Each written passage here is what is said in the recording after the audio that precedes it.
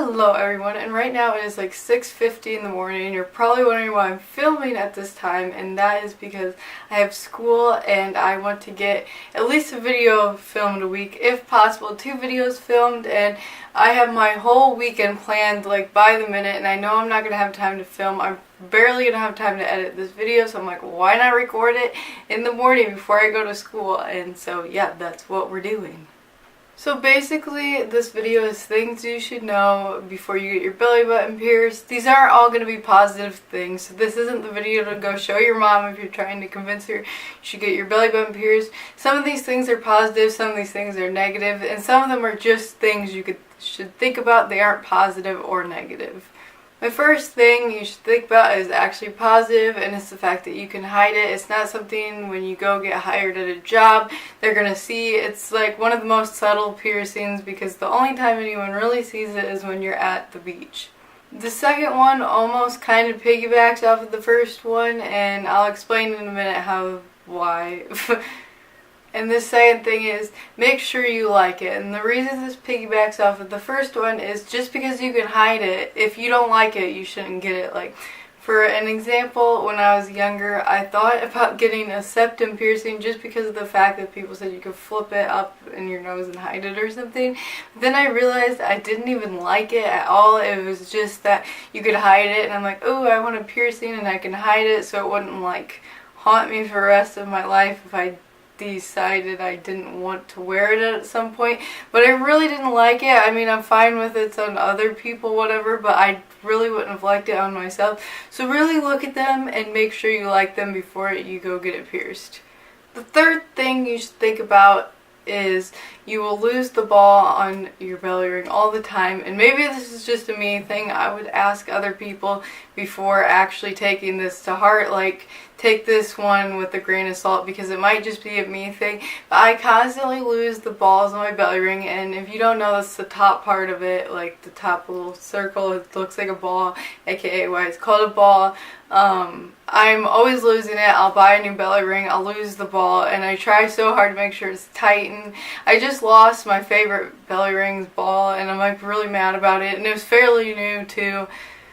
Losing the ball is the most upsetting thing ever, so be prepared that that might happen to you a few times after you get your belly button pierced.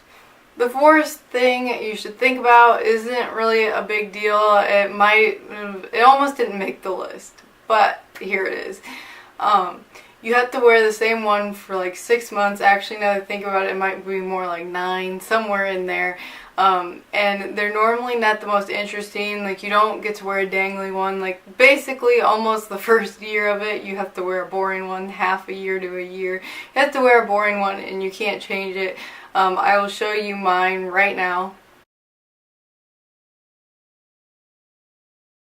Yeah, so they're not the most interesting, so just be prepared that you're going to have to wear a more boring one like that. I have no idea why I'm wearing this one because I got mine pierced like a few years ago, but for whatever reasons I'm wearing my old boring one right now. I don't really know why. My fifth thing you should think about is what time of year it is, and I did not do the best job with this. I got mine pierced in February. I would suggest getting it pierced like a month from now. This is in the middle of August, maybe like more into October, so like a month and a half from now, because it's not good to be in water, like swimming wise, like in an ocean, beach, or pool after you get it pierced for the next 6 to 9 months. So the earlier on in like fall, winter you get it pierced, the better, because the more time will pass before you swim. My sixth and final thing you should think about is the money it will cost. This isn't an ear piercing. Don't do it at home. You need to go get it professionally done.